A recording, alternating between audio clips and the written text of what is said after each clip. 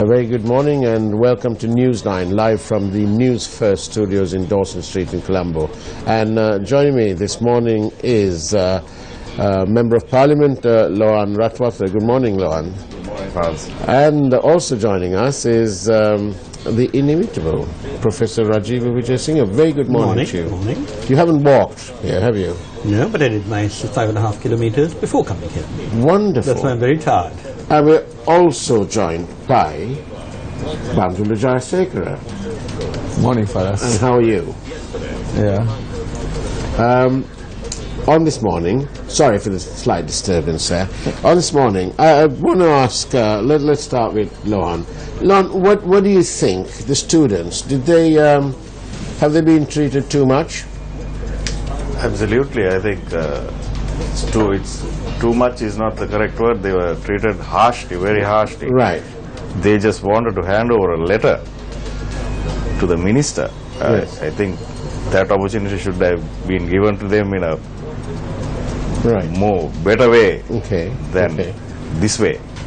So, do you think students have a right to break the laws then?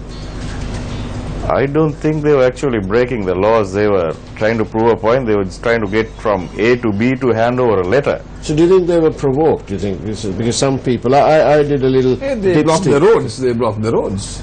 Yes. So I did a little dipstick poll here, and everyone I asked said to me the same thing, that it was too much, that the police seemingly, obviously used more than minimal force, as the police spokesperson claimed. And that they should have been more tolerant. After all, they absolutely are children, youth, really. Youth, because youth come out with problems all over the world. Yeah. If you try to suppress the problems, more problems come out. So I think they should have been given a fair opportunity to hand over that letter to the minister. That was all they were asking for. Indeed. So they should have at least kept a couple of them, taken a couple of them with the letter to the minister and just handed it over. There wouldn't have been any big issue like this. There was a sort of, I was at an event yesterday, and there was a very insistent claim that the students should have been treated even more harshly than they were, because they'd caused great inconvenience to the people in the area, and they should have not behaved as they did. That's like almost the flip side, but in my dipstick poll, this didn't come out. This would have been a very rare case. Whomever who told you this story, I don't know who told this story, but I think before this problem came to this, they should have taken some action, because this has been an ongoing issue. So they should have taken some action before the students got on the road. That's my view, but the way they were treated was absolutely harsh, and it's terrible. Yeah, but Ratu Paswala free trade zone were even worse. Absolutely, we agree. Yeah. So having a history like that, having known that these things have happened in the past, I think the police should have acted differently, definitely. And Professor, what's the root cause of this? Why are our youth so agitated about this, and obviously very passionate? Why? What's happened? I mean, the simple point is no one has paid any attention to this problem for a long time, except let me at myself. Right. You know, I heard about this problem on January 26th this year. During my brief period as State Minister of Higher Education. I wrote promptly with a very simple solution. And actually what I find astonishing is that the root causes are not even explored when the media goes into it. You see, there's talk about the problem being the course is too long or too short. The real problem is this, that we still have not made any sense of our higher education sector. We are betraying the promise in Maithripala Sirisena's manifesto of January, which I think I'm the only person still concerned with, that we are going to expand opportunities for higher education. I mean, the Wickremesinghe government seems to think that higher education is all a game of alphabet soup. You know, what is the next ministry that is nearest to higher education? Highways, put them together. SLIAT, to which these kids belong, was gazetted a few weeks ago with the Ministry of Vocational Training, which is where it should be. 8 days ago, without the minister being informed, it was put back into what was called University Education and Highways, that has been renamed now Higher Education and Highways. These are things that should be drawn attention to. Isn't it a bit of an odd combination, highways and universities? Well, yes, but this happened in January as well. Of course, we had HHI then. Highways, higher education, and investment promotion. But I was told at the time that that was actually done in order to put me into line. I mean, Mrs. Kumartunga said when I refused to do something she wanted, we'll see who will be made the cabinet minister for you. And who was made cabinet minister? Kabir Hashi. Yeah. Now, what has happened on this is in 2011, the Ministry of Higher Education, under which this came, gazetted this HNDA course and called it a degree equivalent. In 2014, the Ministry of Public Administration rescinded that. And I wrote to Karu saying, you can't break a promise. If students are admitted on a commitment that there is a degree equivalent, it must be a degree equivalent. Karu as in now... Karu Jasure, who is Minister of Public Administration. So my simple point is this, that if you offer students a course and say degree equivalent, you cannot halfway through withdraw that. It is wrong. Secondly, I think the whole problem is we are still stuck in an archaic British mindset, which the British have moved on from, which is that higher education must be restricted to a tiny proportion of the population. Why are we giving diplomas for courses that in any other country would get a degree? Now, this is something I put into the new Higher Education Act that I drafted, completely ignored by all my successors. It wasn't even given to the UGC, although I sent a copy to the chairman, and no one is interested. So these poor students naturally feel that nobody cares. All this, you know, when I was minister, I used to see 2 groups of students every week. I was horrified by what I saw. I went to the universities and looked at their facilities. You know, I mean, toilets without doors. I mean, the squalor. And we are doing nothing about it and nobody seems to care. No wonder they get upset. And were you horrified at the level of the violence? I'm always horrified by violence. I mean, yesterday, one of my cousins, who's very solid UNP, you know, now the present CEO of Sri Lankan Airlines, said, you never said anything. I said, how dare you? I signed a petition about Ratupusella. I was the only MP to do that. And, you know, Gotabe rang me up and said, why do you do that? I said, because it's wrong. And he agreed. But he said, you're signing it with enemies of the people. I said, I am not. I mean, as the government. I said, no, I mean, when people are killed. Now, people are not killed here. No, but this level of violence is totally unacceptable. You what don't happened do if this. they had, somebody had died and there would have been... Well, exactly. Yeah, but Raju, I don't think they use that level of violence in this case, but it is still unacceptable. Yeah, that's how this last government changed. Now, do you think we'll have a new prime minister if this goes on? Yes. No, we won't have a new prime minister because the constitution is such that he will last for some time. And the opposition is in disarray. And I'm sorry to say that the president, whom I still have faith in, is not quite sure about which way to head in order to fulfill what he should be concentrating on, which is the presidential manifesto of January 2016. You know, I was quite pleased that I read Asoka Abhikunasekara's book, and he said, I was the person who introduced into that manifesto the whole concept of sustainable development. And sustainable development means transparency, it means accountability, and it means people-friendly policies. What happened in Ward Place the other day is not people-friendly. It is unacceptable. It is, isn't it? My little dipstick poll tells me, without exception, every single one of them believed that the students were provoked, the police acted extraordinarily forcefully, and it's not acceptable. But you have a good point, Bandula. Perhaps this will be the catalyst for a new Prime Minister. And the President will have to intervene very soon. So, yes. What do you think? The Constitution can change the Prime Minister, isn't it? They can't dissolve Parliament. Is that right, Rajiva? No, they can't change the Prime Minister, except under certain circumstances. I'm pretty sure of that. But you can change the Cabinet. The President can do a Cabinet reshuffle on his own. But what is the point of doing the Cabinet being reshuffled every day? I mean, the gazettes are changed with the same time. Prime Minister. With the same Prime Minister. Yeah. So let me get this right. The 19th Amendment means that we can't change It's not the 19th Amendment, it was, I think, there before, but I'm not sure. But I think to change the Prime Minister, you need a fairly stronger system. Oh, I see. I believe so, but I can't remember, because the 19th Amendment itself, as you know, was such a farrago of nonsense. I was concerned about the principles, which is the cabinet size. I'm the only person who moved amendment to say stick to the promise. That wasn't followed. So I'm afraid that it is a great pity, but the 19th Amendment is going to help us to change a situation in which we're having a government that is not responsive to the people. Lon, what is your cousin doing, Chandrika Kumar? What's her involvement in this? Won't she intervene in your... I think she should. I don't have much contact with her these days, but I think she should intervene and do something for sure, because this is our country, right? Whoever the party that is in power, it doesn't matter, because we have got somewhere after the war, and we have to protect that at all costs and see that something good happens to our people. That's the main thing. We can bring cabinets, we can bring prime ministers, presidents can come and go, but end of the day we have to... Sri Lanka is what we have to think of. Do you think they are sort of gambling with the peace and the sort of potential that the country now has? Do you think they're gambling with that? It looks like that to me, of course, yes. I think that's a good point, because there is a way forward. So if we want to really go forward, I don't think that this government is taking the necessary steps to go forward. As you said, they are gambling with whatever good that we have. I think that's not the way to go forward.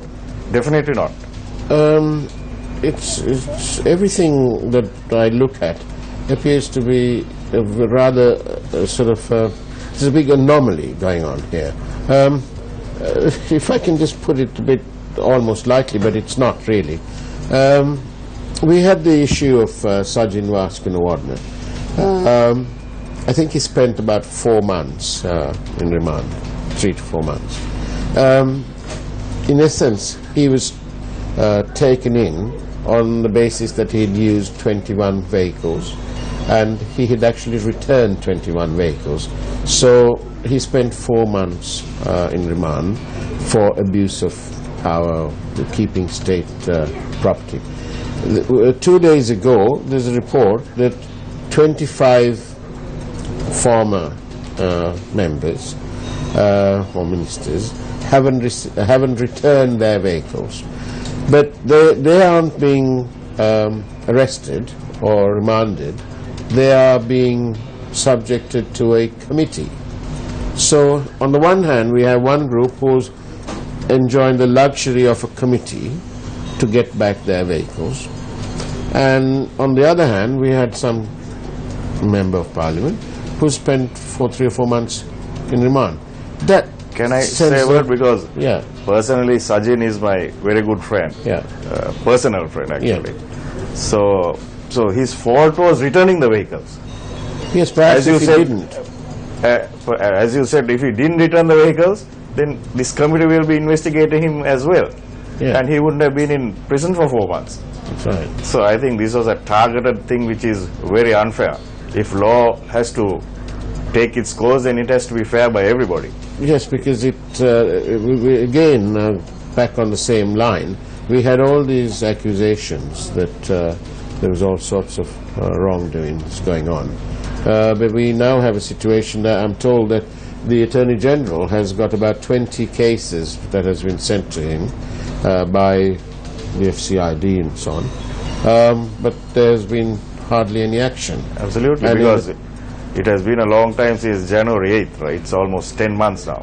That's right. It's high time, if there was some serious issue that had taken place within the previous regime, I think they should have taken action by now.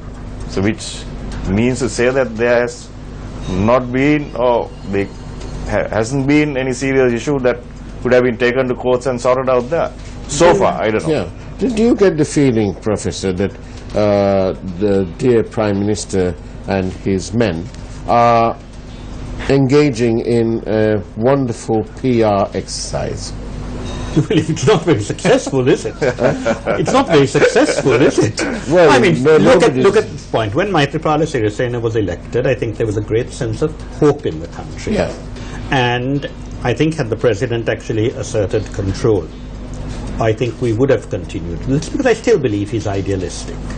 But unfortunately, and it's quite interesting, I think because not enough people who were upset by what was going on previously crossed over, he became the prisoner of the UNP. But the really sad thing is nothing was done about good governance. Take this issue of corruption. I mean, it doesn't take rocket science to know that proving corruption and bringing cases is not difficult. The fact that they haven't brought cases, it's a bit like I spent ages trying to tell the former president to prosecute the Trinco 5. The president called up the Attorney General and told him to indict. C.R.D. Silva didn't indict. He told me, you were the president when he said that, didn't you? You knew I was pushing. But C.R. told me I will not get a conviction. I said, C.R., that's not the point. But in this case, what we want is the money back. And I said, it's very simple. You look at what happens in other countries. You make people's declarations of assets public property. You allow people to ask questions. And you tell people, if you are unusually rich, you can have an amnesty. We're not into punishment. But return the extra money. Now that was the way to deal with this, rather than going to investigations, 90% of which will not have a result. That doesn't mean the people are innocent. So we have got a situation where we all know there was corruption in the last government, just as there is in this. What were Nothing any is being done. serious issues in the last government? What were these? Well, let me put it very bluntly, in COPE. Again, I was accused of saying nothing. In COPE, we used to go very solidly into Sri Lankan Airlines. Sri Lankan Airlines was a mess. We said it. But conversely, for instance, when you take the ports, people say the port was a mess. The Ports Authority answered very well. I need to go into a break. We'll come back to you. Okay. We're going to take a break, a commercial break. Do stay tuned. We'll be right back. Welcome back to Newsline. With Lohan Ratwata, Professor Rajiva Vijay Singh and Bandhu Jayasekara. Can I go ask you this, Lohan? Sajid Premadasa says that MPs don't need to have weapons. Somebody else says they do. What's your take? Ajit Pereira says that they do. It's like this fires now. Issuing weapons to members of parliament has been a norm in this country for a while. Right. And somebody who has a weapon, I do believe that they have to be trained in it. Right. So, do you have a weapon? Yes, I have, yes. And have you had training? Yes. Were you in the forces before? No, I was not, but... Okay. But this is a special thing because you've got a license to do it. Of course. And you've got it as in your capacity as a member of parliament, yes. Right. So, what I was saying is, if you have a weapon, you should know how to use it. Right. Well, if you don't, then it's dangerous. Right. So, the safety aspects of it, how to use it in an emergency and all that is trained when you go and get your training. So, if you have been issued with a weapon, definitely you have to get a training. That's for sure. Did you use a weapon when you... Of course not. Don't be silly. Yeah. Don't be ridiculous. I mean, the simple point is Did you have one? Of course not. No. But, very simply, the reason for having weapons was when terrorism was rife. I think it's completely mad that MPs should be given weapons now, and I think Sajid is absolutely right. But there's lawlessness. So, of course there's lawlessness. That's why MPs have protective guards. They have members of the MST to protect them. The police. The police. That's MST. So why on earth do they also need weapons? We saw the consequences of some MPs carrying weapons. I think it's outrageous because you need weapons for personal defense. Now, maybe MPs have personal problems that require them to defend themselves. But in terms of the nation at large, the previous government, and full marks to the president, he got rid of terrorism within this country. Now, I think one of the consequences of that is he should have said, we don't need weapons. We don't need thousands of vehicles. We should cut the numbers. As you know, I was punished when I didn't vote for the Chief Justice. But I think this is Mahinda Rajapaksa's sense of humor. The punishment was that my security was reduced from 3 to 2. I think most people had 7 at the time. We always had 2. No, many people had more. I know many who had more. I don't know about. But were you offered a weapon when you were a member of all MPs were offered a weapon. But you said no, I don't want. Yeah. Because I did have the security. Do you think your weapon went to somebody else? I have no idea. I don't think they're changeable. It's not a game of snap or whatever, as far as I know. But I think Sajid Premadasa is perfectly right. I mean, now there's your prime ministerial candidate. I think would be acceptable to the whole country. But I think the constitution doesn't permit that happening. But the constitution of the UNP, there is no constitution of the UNP. There's no constitution of the UNP. Ranil Wickremesinghe will have to die before anybody I don't think that UNP. should happen. Actually, Ranil has always been a good number 2. And I think there's no harm in him continuing as Prime Minister. I was all in favour of being appointed Prime Minister in 2014. Let him continue, but at least get some sanity into the cabinet. I think that's what you need.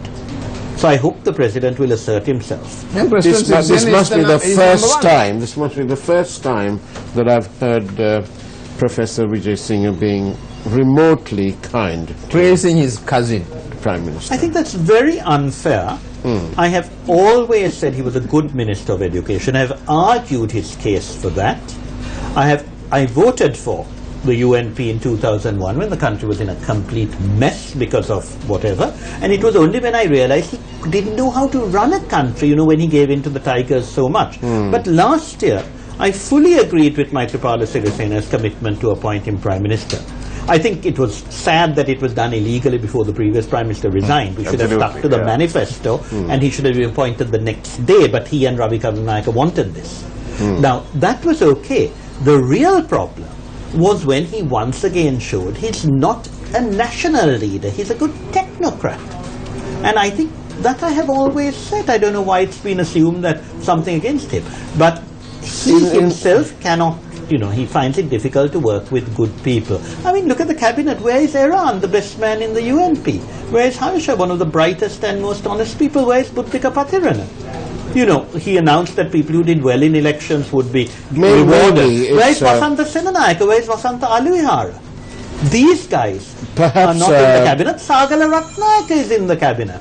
What is the meaning of this? But perhaps Buddhika Pathirana's fault, in the eyes of the dear Prime Minister, is that Buddhika appears to be able to command a lot of media backup, and perhaps that is incompatible with the Prime Minister's vision for young members of Parliament. Well, I think you're sort of intellectualizing a very simple problem, but I won't go into details. The cost of living, Lon, you're from the hills. Yes. Is it as expensive to live out there than as it is here? It's absolutely chaotic because, like, we go to sleep in the night, and when you get up in the morning, something is up again. Like, you know, this I think crazy. that sounds very naughty, Lohan.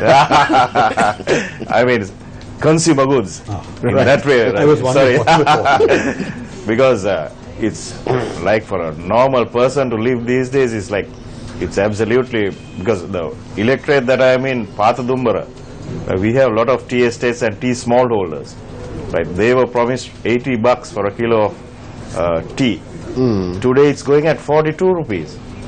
42, it's almost half. Yeah. So how are these people going to survive?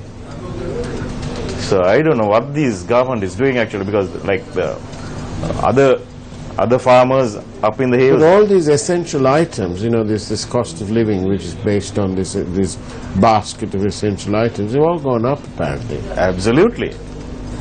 All the consumer goods have gone up. We've got absolutely these.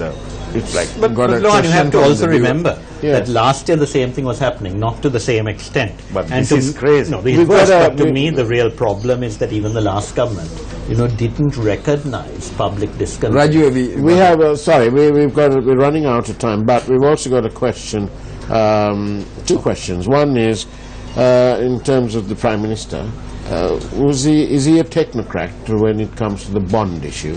The bond issue was outrageous. The fact that it has been completely forgotten is outrageous. I think that took away a lot of the moral authority with which the President was elected. I mean, the President told me privately, "Ekat wahan hadai." You know, and he knew perfectly well something was wrong. But because, and I say this very deliberately, I think because the opposition between March and June exceeded itself and did not support the President except with another agenda, which was a mistake, he felt threatened and therefore he couldn't take the disciplinary action. I don't think that's not an excuse, Rajiv. No, it's not an excuse. As I the would have done president, it. if something is wrong in front of your eyes, you have to make a decision. No, but the point is, if you feel threatened by people who wanted the prime ministership for themselves after the election, That's not the point. That's not the point. I can't agree No, with I'm sure you there. can't. And I respect you for not agreeing, but the point I'm trying to make is that the president was stymied because he was caught between a rock and a hard place. He has to make the decision. Yeah, but the simple that's point why the people is that appointed he him also there. needs political survival, and I think it was a pity that there wasn't more discussion between the parties. But I think the bond issue was outrageous, and the fact that it's now been forgotten and no one in Parliament is even bringing it up is to me tragic. I do hope that COPE actually gets its act together. Under Duke Gunasekara, we had a very effective COPE, and I think the precipitation of the dissolution of Parliament was because we were actually going to come out with a report that said what happened was outrageous. I want to go back to this story on students, because I just want to say this to the gentleman yesterday who told me that the students were not treated harshly enough. I want to refer to him to the Daily Mirror front page. Sasini Sandipani, the student who was in their front page with the bleeding head, has been hospitalized again. This is a student who was protesting for her rights or agitating, and so she's gone back to hospital. I wonder what that gentleman has to say about that. And if it's any of your students listening to us, please get in touch with MTV. We'd like to have you on the show so that we can have first-hand your point of view. Thank you for that. It is really important because everybody is talking about it. But I want to leave the final question to our young MP here. You got perfect vision, have you? Do you wear glasses? No. So have you seen a new change? Have you seen the change? I have perfect vision. I can see everything very clearly, but I have not seen the change. No change. Definitely not. How about you? Well, let me put it this way. I still think the country reached the right decision in January, because I think the last government had lost its way completely. I think three things really. We've unfortunately run out of time. But I think we have to do much better because there has not been enough change. Thank you. Thank you, Lohan Ratwat, for being with us this morning. Thank you very much. Do come back again. And Rajiva, thank you for being here. Thank you. Once again, do come back again. And Bandula, thank you very much. And on that note, let me say, it is not how much we have, but how much we enjoy that makes happiness. So on that note, go forth and make happiness. Have a good day. Take care and God bless.